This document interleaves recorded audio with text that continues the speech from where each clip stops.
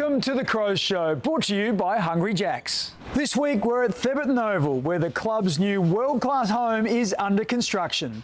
And I've got to say, I'm impressed by how much work has been done so far. Coming up, Luke Nankervis joins Ben Keys in the all-electric BZ4X. Josh Rochelle looks back at his junior days. Mark Keane reflects on his showdown moment. And Nixie breaks down our MCG Magpies clash.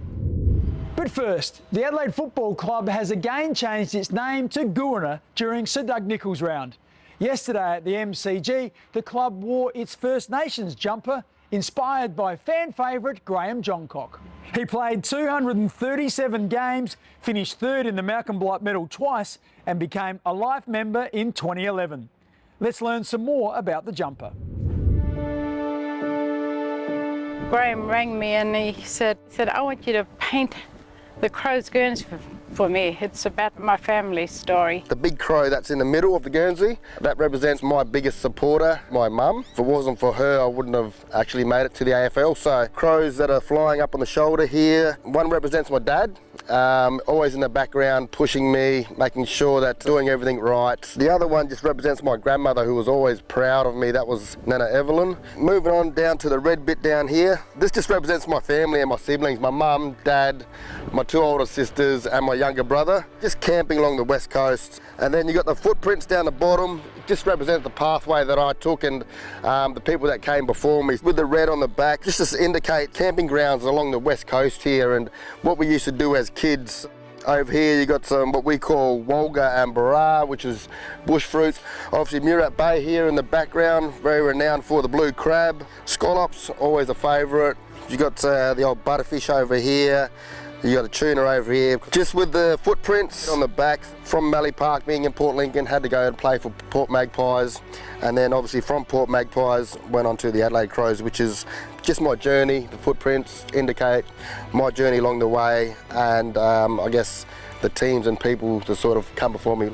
I really like it. I can't wait to see the girls and the men run out wearing the Guernsey what I painted. I'm very happy and very pleased the way that it's come up, and I hope that all our supporters and our players especially enjoy it.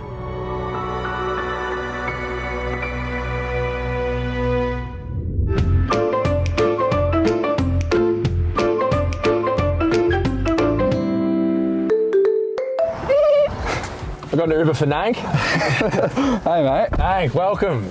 In the Toyota BZ, mate, the safety features on this are unreal, actually. It's borderline driving itself. Yeah, it's the modern car, mate. It's all electric and absolutely packed with safety features. What do you reckon? That is bloody awesome. You always want to be safe when you're in the car. You are only a few years into your young career, mate, but already you've made quite an impact. Tell me, or tell the people, a bit about where you're from. I'm from Bentley in Melbourne, so Victoria. It's pretty cool. I always wanted to move interstate and try something new. Victoria wasn't that Melbourne culture wasn't really for me, I wouldn't say. So coming to Adelaide, it's a beautiful place and beautiful people, so it's been really enjoyable for my first few years of footy here. That's really cool. You rarely hear a young player actually say that they wanted to move interstate, especially a Victorian with all the clubs there and the footy culture. So that's really cool. Yeah.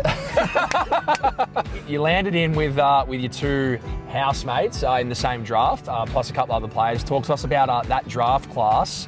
So it was Zach, Josh, Jake and I first moving over here. Had to get a bus trip over because it was COVID time, so we got to know each other in a 9-hour bus trip, and since then we've all really connected really well. We're all playing AFL footy at the moment, which is very exciting for the group. So yeah, we've all really pushed each other. I'm living with Jake and Josh at the moment, which is a bit of a madhouse, but so I've heard. Yeah, it's a lot of fun. A few pranks, a few mischievous moments from that household. Yeah, quite a lot. Jake can't sit still, so we're always doing something. And then there's a few boys that have moved into Grange around us, and that's a few little pranks going on around there. I heard there was a crew assembled and there was a heist executed on one of our other young players, Riley Thilthorpe. I can't say too much, but I wouldn't mess with us, to be honest. Jake and I are quite petty, I'd say, and we've got scooters now, so we dressed up as burglars and went into their house, broke in and messed up a few of their rooms whilst they were away for a little bit, so yeah. Oh, that's hilarious. I'm so glad I don't live near you guys, and I hope I hope I don't cross paths with you off the field too often because you sound like absolute bandits. I hope we do, mate. A nice little dinner together would be nice. Your first goal was a big one. Like, it was like a long-range bomb, nearly. Yeah. Not many people do that as a first goal. Well, it was Sydney in the last round of last year. It was too, at the SCG. Yeah, absolutely. Got onto one, and yeah, it was pretty exciting. Parents were over as well to watch it, so it was very exciting to kick my first. Mate, is it true that you spoke about your housemates, you guys look for each other on the field and actually pass it to each other? Because I feel like I'm making good position at the moment off some of you guys, and I feel like the ball just sometimes goes over my head and I look and it's either Jake or Luke or Josh receiving off each other. Is that true? Hey, it is 100% not true. Jake bloody burns me 24/7, but we're always looking for you, Benny. Yeah, keep doing that, mate. You guys are scallywags, but we love you. I love We love what you bring. I love you too, buddy.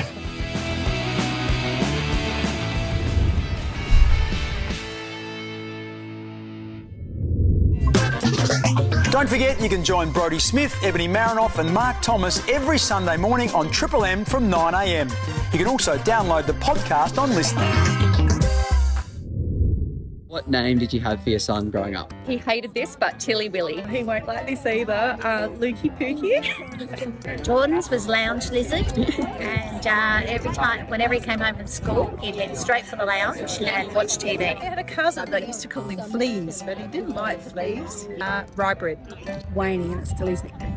And I just called him Twitch because he was always moving, but it rhymed with Mitch. He got Henry a bit from like his grandfather, but yeah, mostly just Chase. I've always called him Rory. Like, that's it. I know, but everyone else seemed to call him Raw or Rawster or Doss or everything was cut short for some reason. But to me, he's just Rory. Billy, well, he's the third boy, so we just call him Bill Boy.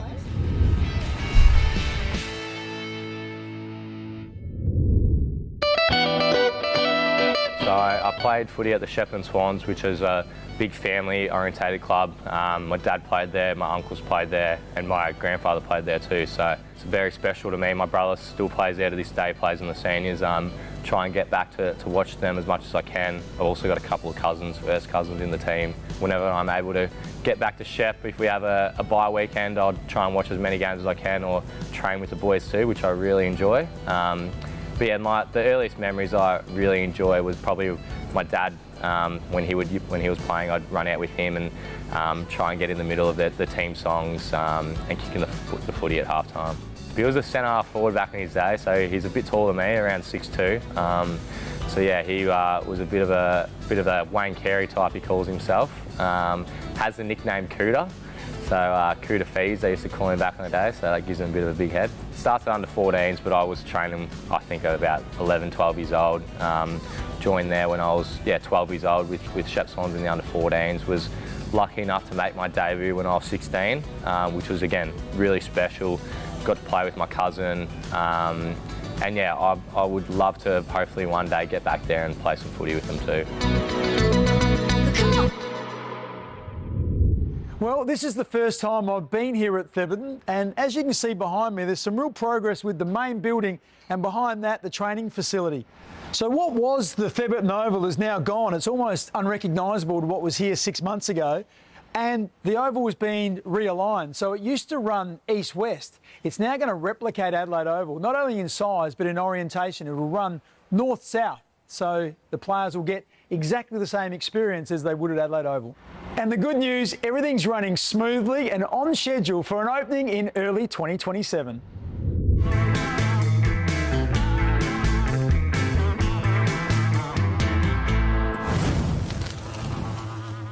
Thanks for joining me, Katie. Thanks for having me, Ebony. 7th season as an AFLW player. I know, it was crazy. I was actually talking to Doc about it the other day, just like how crazy it is that it's been the 7th season. Yeah, big journey, but super excited to see how we go this year. You're coming off a career best season, All-Australian honours last year for your first year. Very happy with how that ended. Obviously didn't win the premiership, which is ideally what we want at the end of the year, but the personal accolade was really cool to have. As long as I'm helping the team as that forward and to continue competing and being the best I can be for the team is what my goal is. Marking was probably one of my strengths of the season, and so I think, I want to delve into that even more. And, I obviously had surgery on my thumb early in the year, so I want to keep progressing in that aspect of things. And that's the best part of football. You're always learning so much, and there's so many elements to the game that you're learning. So to be able to continue that aspect of my game and to progress that throughout hopefully this season, excited to see how it goes. Is leadership something you dived into in the off season? Yeah, definitely. We've got a lot of youth come in. We've got Indy, Rishi, we've got Georgia as well. And Hannah Ewing's excited to have them be brought into our forward line and be able to help them and develop them as much as they can as well. You spoke about all three girls. You had a bit to do it with the recruiting. Can you tell us a little bit about what your job is outside of footy? Yeah, so in the recruiting team, basically each year go scout players that are draft prospects for the year. So watching heaps of sample games, under 18 national games as well. So just seeing what I guess is the best fit for our squad and the players that we're looking into possibly drafting at the end of the year, which is super exciting. And that's a real passion for yours post-football? Yeah, definitely. And I think it's so important to, have things, looking forward into the future after footy, what we kind of want to do. And so having football and recruiting as well, it's good to have that balance of both and really enjoying it. What would your advice be to young girls watching this to be a key position player like yourself? To learn as much as you can. I obviously played ruck majority of my career and I've only just transferred playing as a key forward, so I guess just asking as many questions as you can. We've got such great coach support in our team, and so getting as much knowledge as you can to be able to implement that into your game. Awesome. Thanks for joining me, Katie. Thanks.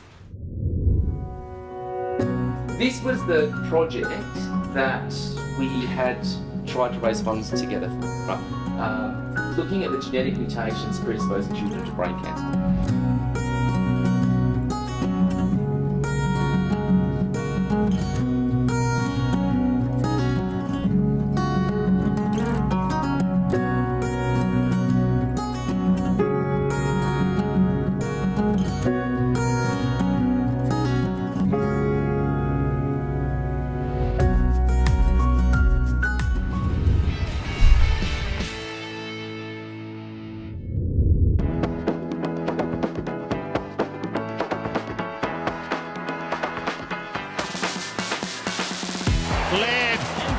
Pumps it. Thilthorpe. He's got two to beat. Rankin, Thilthorpe, Fogarty with some space and made them pay.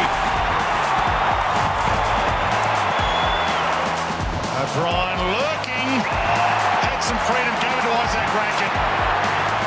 It is Isaac time. They've blown this margin out and it's danger time for Port. Dawson, the captain, fantastic, goes long to the fog. Not quite. Wow! There it is. And back to the ranking final.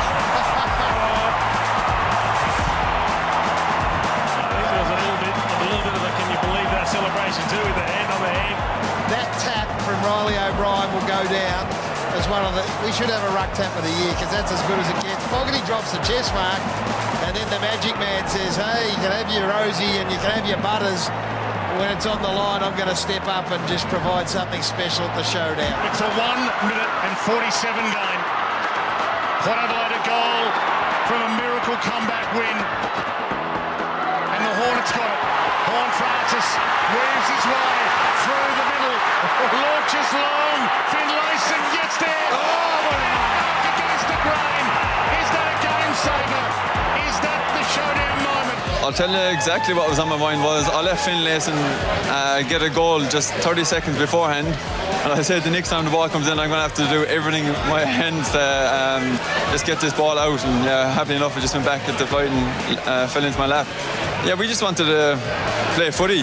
That's what we're here for, is playing footy and have a good brand of footy, and just whoever wins the contest is footy and wins the footy will win the game. And I'd like to think that we put our heads where you wouldn't put your shoes, so no, we're very happy with that. With Showdown 57 out of the way, the best day of the year is yet to come, Crows fans. We'll be packing the stands of Adelaide Oval in round 20 for Showdown 58, and you won't want to miss it. Guarantee your seat with an Adelaide Football Club Showdown membership. For the best seats to our biggest game, visit crowsmembership.com.au/showdown. As we approach the halfway mark of the season, it's a good time to see how Adelaide stack up on some of the key stats. They're second in the competition for kicking efficiency, and more importantly, they rank first in kicking goals when they go inside forward 50. And the game against Port Adelaide was a classic example.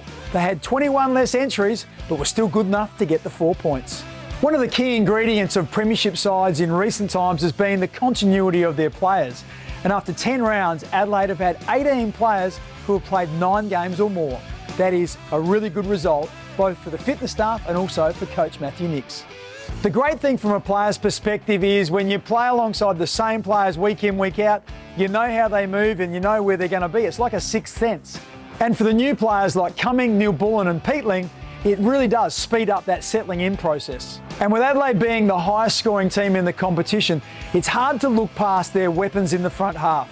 3 genuine key forwards, with Riley Thilthorpe arguably the best in the competition. And then you have Rochelle and Rankin, who are the real X factor of the team.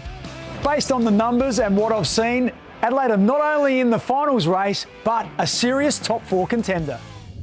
And thanks to Toyota, if you take a photo of yourself or a friend at one of our games and post it to social media, make sure you use the hashtag WeFlyAsOne. This week's lucky fan is you. Please email faceinthecrowd@afc.com.au with photo ID to claim your prize of 2 tickets to Toyota's exclusive Hilux Hill at Adelaide Oval. That's it for today's show. During the season, we'll continue to keep you updated on everything that's going on here at Thebarton. Don't forget to catch us each Sunday morning on 7 at 11 a.m. Bye for now. Today's show was brought to you by Hungry Jacks.